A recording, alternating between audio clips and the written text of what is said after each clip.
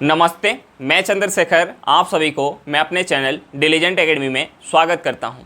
हम लोग UP police constable के लिए एक सीरीज स्टार्ट किए थे जिसमें हम लोग प्रत्येक दिन मैथ का 15 क्वेश्चन करते हैं। वो हमारा क्वेश्चन या तो प्रीवियस ईयर रहता है या प्रीवियस ईयर के ऊपर आधारित क्वेश्चन रहता है। चलिए आज हम लोग उस सीरीज में आगे की तरफ चलते हैं। इससे पहले अगर आप मेरे चैनल पर नए हो तो चैनल को सब्सक्राइब कर लें और बेल आइकन को प्रेस करना बिल्कुल ना भूलें ताकि आपको सबसे पहले लेटेस्ट नोटिफिकेशन मिलता रहे। चलिए अब हम लोग क्वेश्चन की तरफ चलते हैं।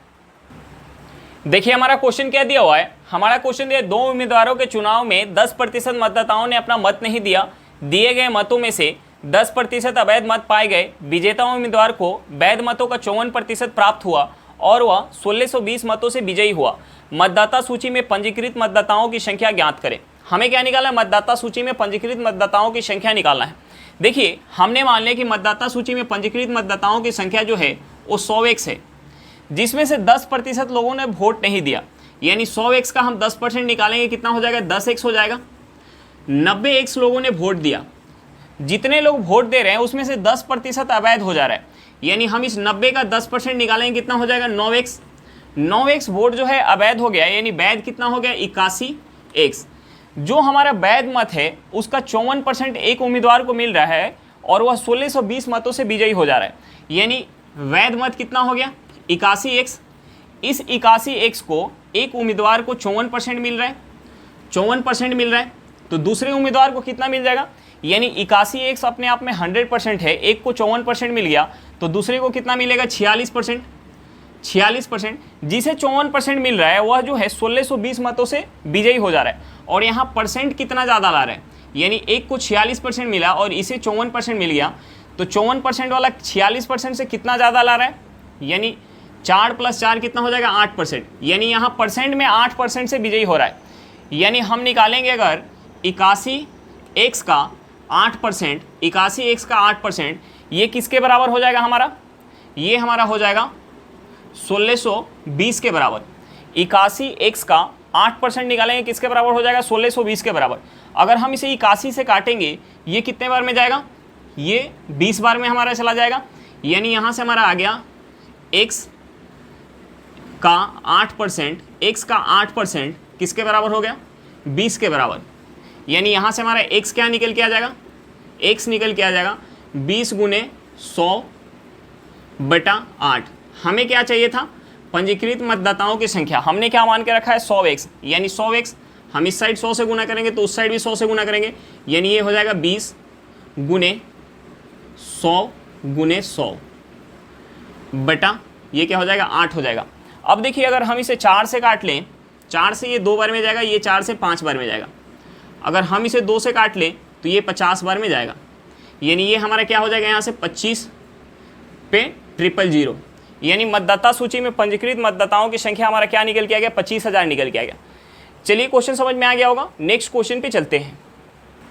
देखिए हमारा क्वेश्चन क्या दिया हुआ है। हमारा क्वेश्चन दिया हुआ है, यदि एक वस्तु 300 रुपये में खरीदी गई और उस पर 50 रुपये मरम्मत के रूप में खर्च किए गए और इसे अंकित मूल्य पे 20% लाभ पर बेचा जाना चाहिए, जो कि लागत मूल्य से 10% ज़्यादा है, तो आवश्यक बिक्री मूल्य ज्ञात करें। हमें क्या निकालना है? आवश्यक बिक्री मूल्य निकालना है।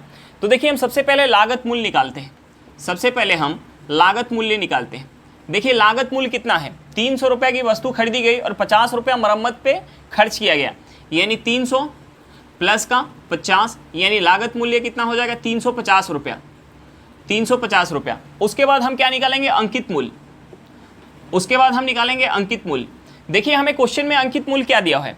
हमें दिया हुआ है कि अंकित मूल्य पर 20% लाभ पर बेचा जाना चाहिए, जो कि लागत मूल्य से 10% ज़्यादा है। जो कि यानी जो कि यहाँ जो यूज हुआ है किसके लिए? अंकित मूल्य के लिए। यानी अंकित मूल्य जो है लागत मूल्य से 10% ज़्यादा है। यानी अंकित मूल्य कितना हो जाएगा? 350 का 110% हो जाएगा। 350 का 110%। यहाँ 2 जीरो से हमारा 2 जीरो कट जाएगा। 35 में 11 से गुना करेंगे, 11 × 5 = 55 के 5 हाथ में 5, 11 × 3 = 33 और 5 कितना हो जाएगा? 38 हो जाएगा। यानी हमारा अंकित मूल्य क्या निकल के आ गया? 385 रुपया। अब देखिए इस अंकित मूल्य पे हमें क्या चाहिए? 20% का प्रॉफिट चाहिए। यानी जो बिक्री मूल्य है, बिक्री मूल्य ये क्या हो जाएगा? 385 का हमें क्या चाहिए? 120%। 385 का 120% हमें चाहिए। अब देखिए यहाँ से अगर हम इसे काटेंगे तो ये हमारा 20 से चला जाएगा 6 बार में, ये 20 से 5 बार में। अगर हम इसे 5 से काटेंगे ये 5 से 7 बार में जाएगा, 35, हाथ में 3 यानी 7, यानी 77 बार में चला जाएगा। यानी यहाँ से हमारा बिक्री मूल्य निकल के आ गया 77 गुने 6, यानी हम 77 में 6 से गुना करेंगे, 7 छक 42 के 2, हाथ में 4, 7 छक 42, 4 कितना हो गया 46। यानी हमारा बिक्री मूल्य क्या निकल के आ गया, आवश्यक बिक्री मूल्य निकल के आ गया 462 रुपया। चलिए क्वेश्चन समझ में आ गया होगा, नेक्स्ट क्वेश्चन पे चलते हैं। देखिए हमारा क्वेश्चन क्या दिया हुआ है, हमारा क्वेश्चन दिया है 4% की साधारण ब्याज प्रणाली के तहत 1500 रुपया की राशि कितने वर्ष में खुद की दुगुनी हो जाएगी। राशि जो है खुद की दुगुनी हो जा रही है, यानी 1500 रुपया कितने सालों में 4% के दर से खुद की दुगुनी यानी 3000 रुपया हो जाएगी। ब्याज कितना मिल गया, 1500 रुपये का ब्याज मिल गया। अब देखिए ब्याज जो है यहाँ साधारण ब्याज के तहत काउंट हो रहा है, यानी साधारण ब्याज में क्या होता है, प्रत्येक साल ब्याज बराबर मिलता है। अब देखिए 1500 रुपये का ब्याज मिल रहा है तो हम यहाँ निकाल लेते हैं कि टोटल जो ओवरऑल कितना % का ब्याज मिला। 1500 रुपये पे 1500 रुपये का ब्याज मिल रहा है, इंटू 100 करेंगे, यहाँ से हमारा 1500 से 1500 कट जाएगा, यानी टोटल ब्याज कितना मिल गया, 100% का ब्याज मिल गया। अब देखिए साधारण ब्याज में अगर पहले साल 4% का ब्याज मिला तो दूसरे साल भी 4%, तीसरे साल भी 4%, यानी प्रत्येक साल बराबर मिलेगा। टोटल जो ब्याज मिल रहा है 100% का ब्याज मिल रहा है और एक साल में 4% का ब्याज मिल रहा है, तो हम यहाँ से समय निकाल सकते हैं। हम यहाँ से अगर समय निकालेंगे, समय हमारा क्या हो जाएगा 100% बटा क्या करेंगे 4%, यानी एक साल में 4% का ब्याज मिल रहा है और ओवरऑल कितना ब्याज हो जा रहा है 100% का, यानी यहाँ से हमारा जो समय निकल के आ जाएगा 25 साल। समय कितना लग जाएगा, 25 साल का समय लग जाएगा। चलिए क्वेश्चन समझ में आ गया होगा, नेक्स्ट क्वेश्चन पे चलते हैं। देखिए हमारा क्वेश्चन क्या दिया हुआ है, हमारा क्वेश्चन दिया है चक्रवृद्धि ब्याज पे निवेशित 25,000 रुपये की राशि एक वर्ष में अर्धवार्षिक 4% प्रति वर्ष की दर से बढ़कर कितनी हो जाएगी। हमें क्या निकालना है, अमाउंट निकालना है। देखिए हमें यहाँ प्रिंसिपल दिया हुआ है और हमें जो है समय दिया हुआ है, समय एक वर्ष का दिया हुआ है और रेट परसेंट हमें क्या दिया हुआ है 4% प्रति वर्ष दिया हुआ है। और ब्याज जो काउंट यहाँ हो रहा है अर्धवार्षिक काउंट हो रहा है। ब्याज अर्धवार्षिक जब काउंट होता है और हमें रेट परसेंट अगर वार्षिक दिया हो तो हम क्या करेंगे, रेट परसेंट को आधा करेंगे, और समय हमें वर्ष में दिया हो तो समय में हम क्या करेंगे 2 से गुना करेंगे, यानी एक वर्ष में कितना अर्धवार्षिक होगा, 2 अर्धवार्षिक होगा। यानी अब हमारा जो टाइम हो जाएगा, टाइम कितना हो जाएगा 2 हो जाएगा, और रेट कितना हो जाएगा, रेट जो हो जाएगा 2%, रेट जो हो जाएगा 2% अर्धवार्षिक हो जाएगा। और यहाँ हमारा प्रिंसिपल कितना है 25,000 रुपया है, यहाँ हमारा प्रिंसिपल कितना है 25,000 रुपया है। तो हम सबसे पहले CI काउंट कर लेते हैं, हम सबसे पहले CI काउंट कर लेते हैं। देखिए 25,000 रुपये पे 2% के दर से पहले साल ब्याज कितना मिल जाएगा, 500 रुपये का ब्याज मिल जाएगा। दूसरे साल ब्याज कितना मिल जाएगा 500 रुपये का प्रिंसिपल के ऊपर। दूसरे साल अगर चक्रवृद्धि ब्याज काउंट हो रहा है तो दूसरे साल हमें और क्या ब्याज मिलेगा, जो पहले साल ब्याज मिल चुका है उस ब्याज के ऊपर भी ब्याज मिलेगा। यानी इस 500 का हम 2% निकालेंगे, ये कितना हो जाएगा 10 रुपया। यानी टोटल जो CI बन जाएगा वो कितना बन जाएगा, टोटल CI जो बन जाएगा 1010 रुपया बन जाएगा। टोटल CI कितना बन गया 1010 रुपया। हमें क्या निकालना था अमाउंट, यानी हमारा जो अमाउंट हो जाएगा 25,000 प्लस का 1010 रुपया, यानी ये हमारा कितना हो जाएगा, ये हो जाएगा 26,000, ये हो जाएगा 26,010 रुपया। हमारा टोटल अमाउंट कितना बन गया 26,010 रुपया। चलिए क्वेश्चन समझ में आ गया होगा, नेक्स्ट क्वेश्चन पे चलते हैं।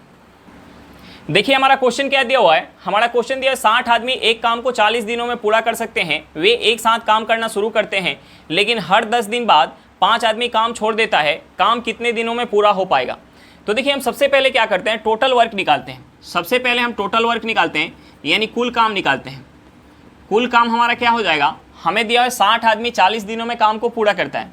60 आदमी 40 दिनों में काम को पूरा करता है, यानी यहाँ से हमारा टोटल वर्क कितना निकल के आ गया 2400 यूनिट। अब देखिए हमें 2400 यूनिट काम करवाना है। हमें क्वेश्चन में क्या दिया हुआ है कि 60 आदमी एक साथ काम करना शुरू करते हैं, लेकिन हर 10 दिन बाद 5 आदमी काम छोड़ देते हैं। यानी पहले 10 दिन में 60 आदमी आएंगे, काम कितना हो जाएगा 600 यूनिट हो जाएगा। उसके बाद 5 आदमी काम छोड़ देंगे, यानी 55 आदमी बच गए। 10 दिन काम करेंगे, 550 यूनिट काम कर जाएंगे। उसके 10 दिन बाद जो है 5 आदमी काम छोड़ देंगे, यानी अब 50 आदमी बच गए। 10 दिन काम करेंगे, 500 यूनिट काम कर जाएंगे। उसके बाद 5 आदमी काम छोड़ देंगे, यानी 45 आदमी हो गए। 45 आदमी 10 दिन काम करेंगे, कितना काम हो जाएगा? 450 यूनिट। अब देखिए यहाँ तक जो हमारा समय हो गया, समय कितना हो गया? 40 दिन का समय हो गया, 40 दिन का समय हो गया। और टोटल हमारा काम कितना हो गया? ये 450 और 550 कितना हो गया? 1000, 1000 और 500 1500 और 600 कितना हो गया? 2100। 2100 यूनिट काम हो गया, 2100 यूनिट काम हो गया। लेकिन हमें काम कितना कराना है? 2400 यूनिट कराना है। अब देखिए 45 आदमी बच गए थे, उसके बाद 5 आदमी कम हो जाएंगे, यानी अगले 10 दिन में 40 आदमी काम करेंगे। अगले 10 दिन में 40 आदमी काम करेंगे, 40 आदमी काम करेंगे। अगर 10 दिन काम करते हैं, हमें टोटल 2400 यूनिट वर्क कराना है और 2100 यूनिट हो चुका है, यानी बच कितना गया है? 300 यूनिट। अब देखिए ये 40 आदमी अगर 10 दिन काम करते हैं तो 400 यूनिट काम कर जाएंगे। 40 आदमी अगर 10 दिन काम करते हैं तो 400 यूनिट काम कर जाते हैं, 400 यूनिट काम कर जाते हैं। यानी 400 यूनिट काम करने में 40 आदमी को कितना समय लग रहा है? 10 दिन का समय लग रहा है, 10 दिन का समय लग रहा है। लेकिन हमें कितना करवाना है? हमें 400 यूनिट काम नहीं करवाना है, हमें जो है 300 यूनिट ही काम करवाना है। यानी 300 यूनिट करने में कितना लग जाएगा? 300 यूनिट करने में ये हमारा कितना हो जाएगा? 10/400 गुने 300 दिन। हम इसे सॉल्व करेंगे, यहाँ से ये 0 से 0 हमारा कट जाएगा, 0 से 0। अगर हम इसे 2 से काटेंगे तो ये 2 बार में, ये 5 बार में, हमारा यहाँ से निकल के आ गया 15/2 दिन। 15/2 दिन को लिख सकते हैं 7 सही 1/2 दिन। अब देखिए हमें जो है 40 आदमी से 300 यूनिट ही काम करवाना है, 40 आदमी से 300 यूनिट ही काम करवाना है। और 40 आदमी अगर 10 दिन काम करते हैं तो 400 यूनिट काम कर जाते हैं। तो 300 यूनिट काम करने में कितना समय लग रहा है? 7 सही 1/2 दिन, यानी 40 दिन ये और 7 सही 1/2 दिन। यानी यहाँ से हमारा कुल समय निकल के आ जाएगा। यहाँ से हमारा कुल समय क्या हो जाएगा? 40 दिन प्लस का 7 सही 1/2 दिन, यानी हमारा आंसर क्या हो गया? 47 सही 1/2 दिन। हमारा समय क्या निकल के आ गया? 47 सही 1/2 दिन। चलिए क्वेश्चन समझ में आ गया होगा, नेक्स्ट क्वेश्चन पे चलते हैं। देखिए हमारा क्वेश्चन क्या दिया हुआ है। हमारा क्वेश्चन दिया पाइप ए और बी भरी हुई टंकी को क्रमशः 15 मिनट और 20 मिनट में खाली कर सकते हैं, जबकि अकेले पाइप सी खाली टंकी को 8 मिनट में भर सकता है। यदि पाइप ए बी और सी को एक साथ खोला जाता है तो टंकी कितने समय में भर जाएगी? तो देखिए हम सबसे पहले क्या करेंगे, जो हमारा समय दिया हुआ है हम उस समय का एलसीएम निकालेंगे। हमारा समय क्या दिया हुआ है? 15 मिनट समय दिया हुआ है, 15 मिनट, दूसरा समय दिया हुआ है 20 मिनट और तीसरा समय क्या दिया हुआ है? 8 मिनट। सबसे पहले हम 15, 20 और 8 का एलसीएम निकालेंगे। ये हमारा कितना हो जाएगा? 120। हम टंकी की धारिता मान लेंगे 120 यूनिट, टंकी की धारिता मान लेंगे 120 यूनिट। जब 120 यूनिट पानी ए जो है खाली कर रहे हैं, ए खाली कर रहे हैं तो हम इसके सामने निगेटिव काम कर रहे हैं तो निगेटिव का सिंबल लगाएंगे। 120 यूनिट पानी जब ए खाली कर रहा है तो 15 मिनट का समय ले रहा है। 120 यूनिट पानी जब बी खाली कर रहा है, यानी ये भी निगेटिव काम कर रहा है तो हम इसके सामने भी निगेटिव का सिंबल लगाएंगे। 120 यूनिट पानी बी जब खाली कर रहा है तो 20 मिनट का समय ले रहा है। और 120 यूनिट पानी जब सी भर रहा है तो कितना समय ले रहा है? 8 मिनट का समय ले रहा है।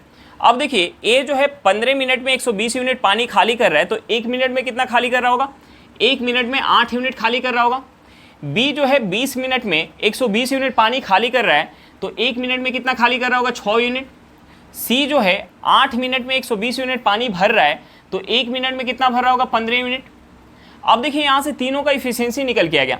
ए का इफिशियंसी निकल के आ गया 8 यूनिट, बी का 6 यूनिट और सी का 15 यूनिट।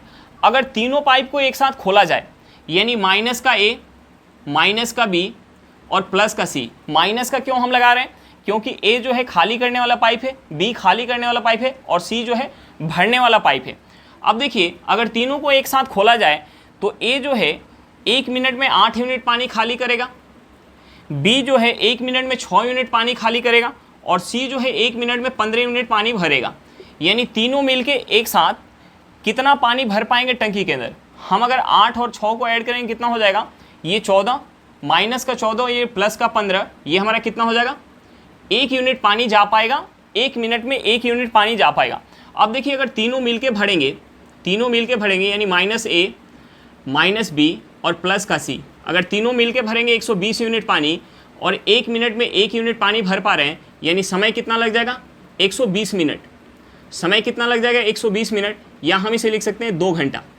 समय कितना लग जाएगा 2 घंटा का समय लग जाएगा। चलिए क्वेश्चन समझ में आ गया होगा, नेक्स्ट क्वेश्चन पे चलते हैं। देखिए हमारा क्वेश्चन क्या दिया हुआ है, हमारा क्वेश्चन दिया 3 बच्चे की औसत लंबाई 56 सेंटीमीटर है और उनकी लंबाइयों का अनुपात 7:8:9 है। तीनों की लंबाई ज्ञात कीजिए। हमें क्या निकालना है, तीनों की लंबाई निकालना है। हमें तीनों का लंबाई का रेशियो दिया हुआ है। रेशियो क्या दिया है 7:8:9। तो हम मान लेते हैं कि पहले बच्चे की लंबाई 7x है, दूसरे बच्चे की लंबाई 8x है और तीसरे बच्चे की लंबाई जो है 9x है।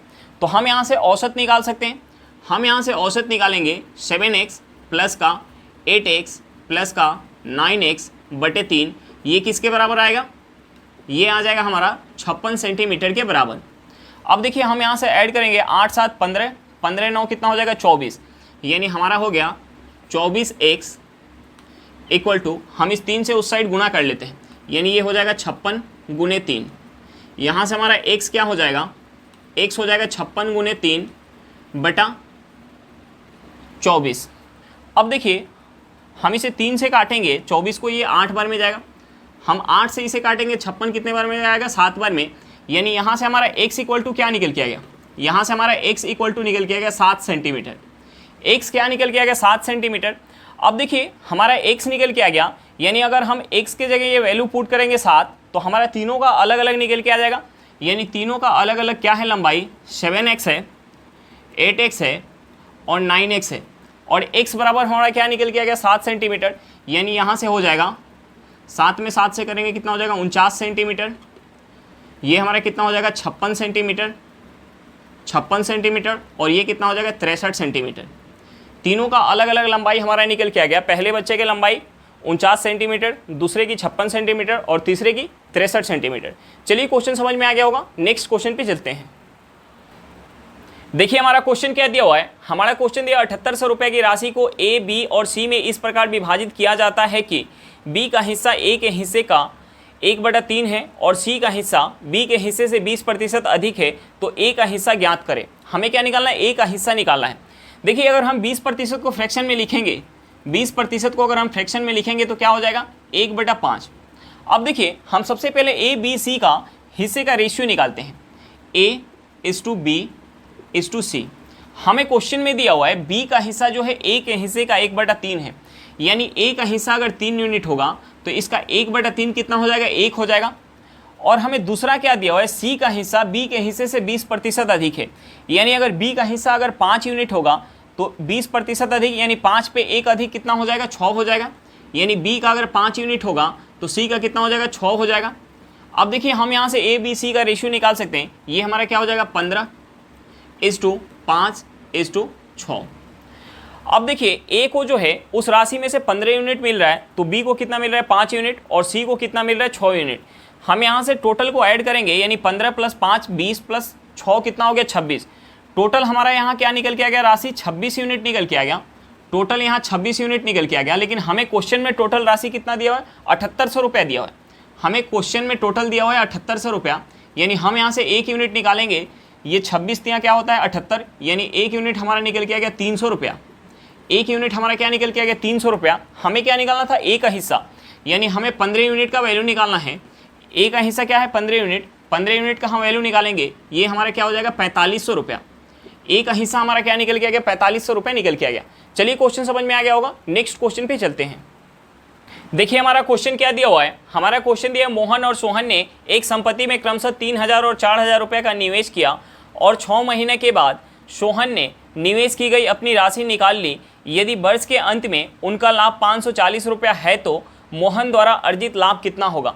हमें क्या निकालना है, मोहन का लाभ निकालना है। तो देखिए हमें लाभ का रेशियो निकालना पड़ेगा। हम लाभ का रेशियो कैसे निकालते हैं, पूंजी का रेशियो निकाल के और समय का रेशियो निकाल के हम गुना करते हैं तो हमारा लाभ का रेशियो निकल के आता है। अब देखिए मोहन और सोहन दिया हुआ है, मोहन और सोहन। देखिए मोहन का पूंजी कितना है 3000 रुपया, मोहन का पूंजी कितना है 3000 रुपया और सोहन का पूंजी कितना है 4000 रुपया। सोहन का पूंजी कितना है 4000 रुपया।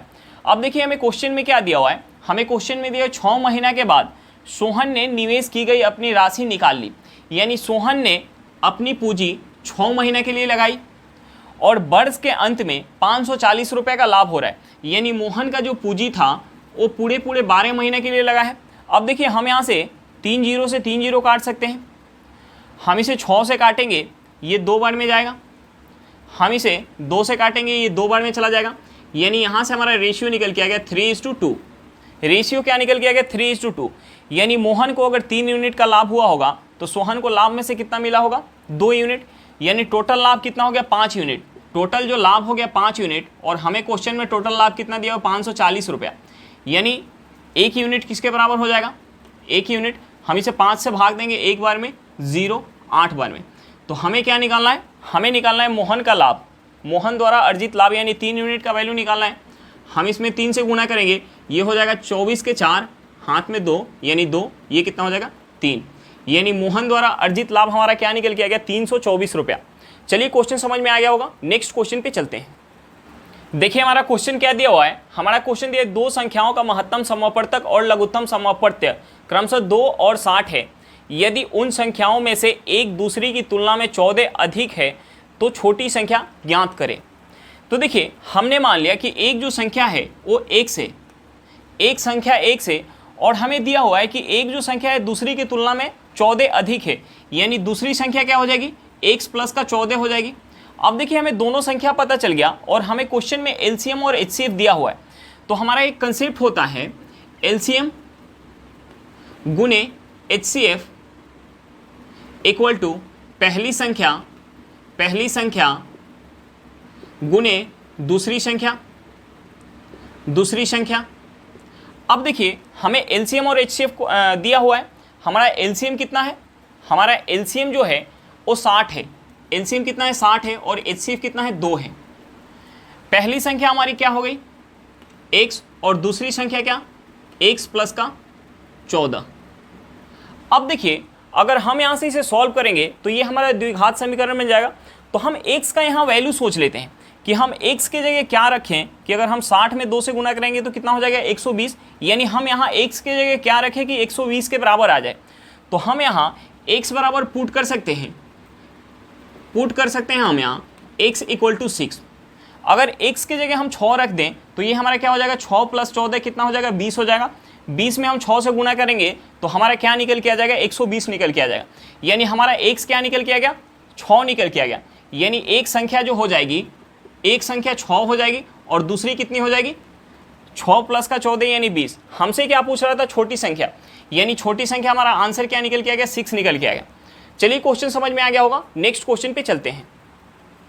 देखिए हमारा क्वेश्चन क्या दिया हुआ है, हमारा क्वेश्चन दिया 2 संख्याओं का योग 15 है, उनके वर्गों के बीच अंतर भी 15 है, तो बड़ी संख्या ज्ञात करें। हमें क्या निकालना है बड़ी संख्या निकालना है।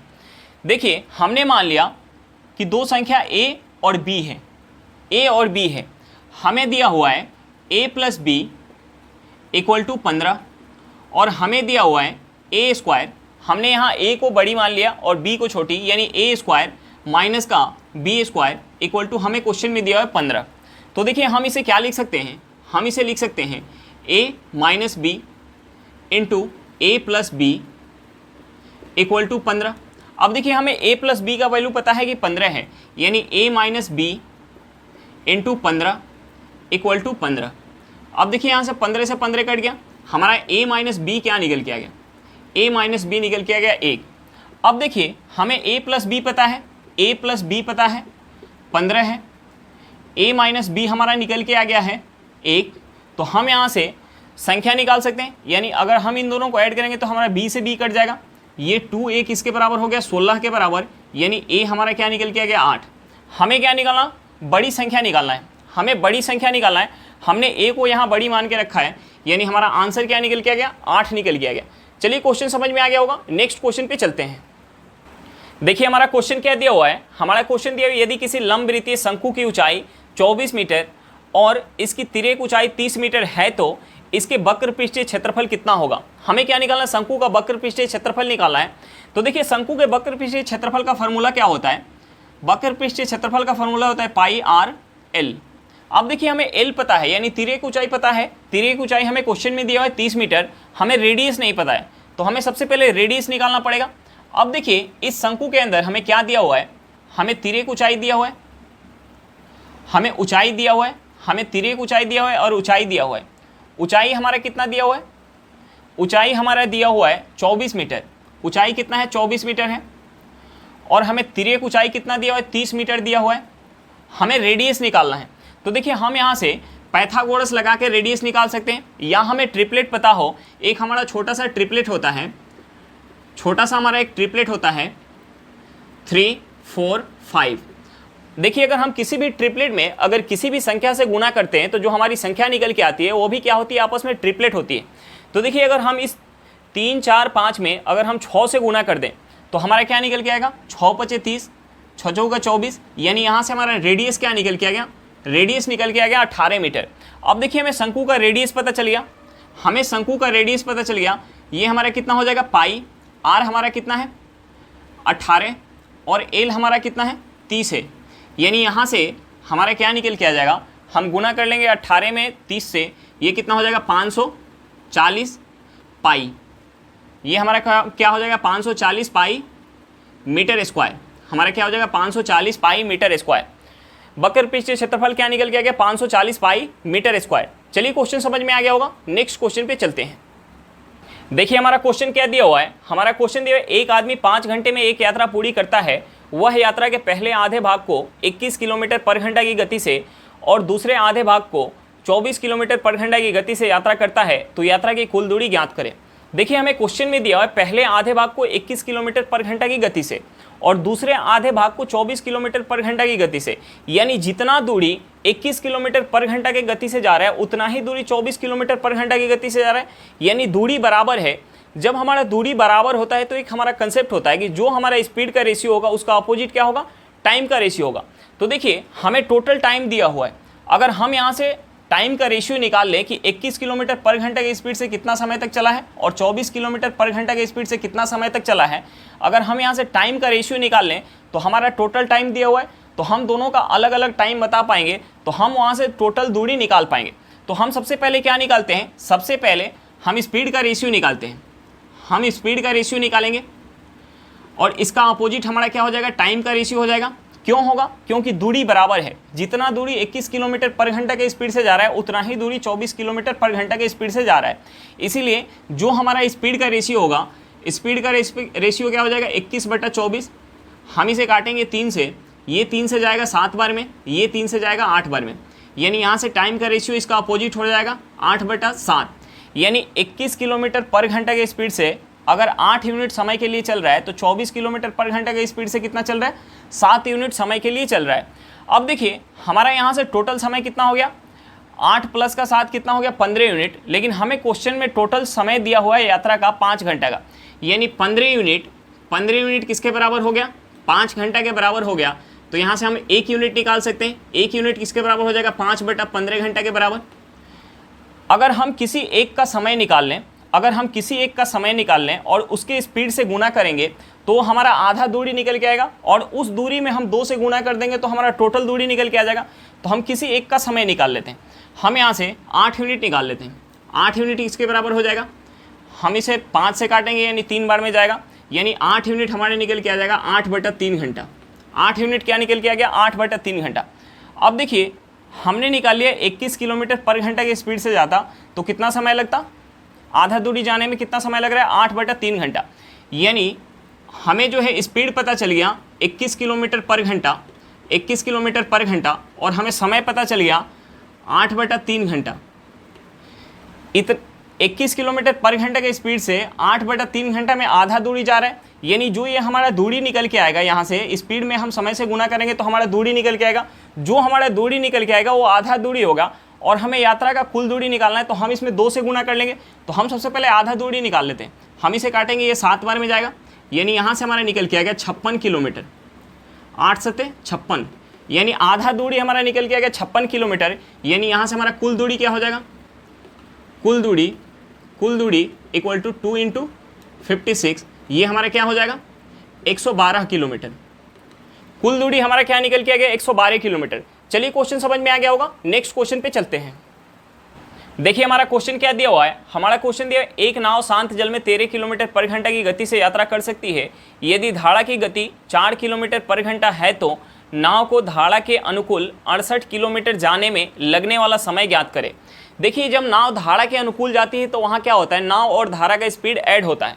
यहाँ जो है नाव का हमें स्पीड दिया हुआ 13 किलोमीटर पर घंटा और धारा का स्पीड क्या दिया हुआ 4 किलोमीटर पर घंटा, और धारा के अनुकूल जब 68 किलोमीटर जाएगी तो हमें दूरी क्या दिया हुआ है, दूरी दिया हुआ है 68 किलोमीटर, और धारा के अनुकूल जब जाती है तो वहाँ क्या होता है, नाव और धारा का स्पीड ऐड हो जाता है, यानी 13 प्लस का 4 हो जाएगा किलोमीटर पर घंटा, और ये हमारा दूरी दिया हुआ है।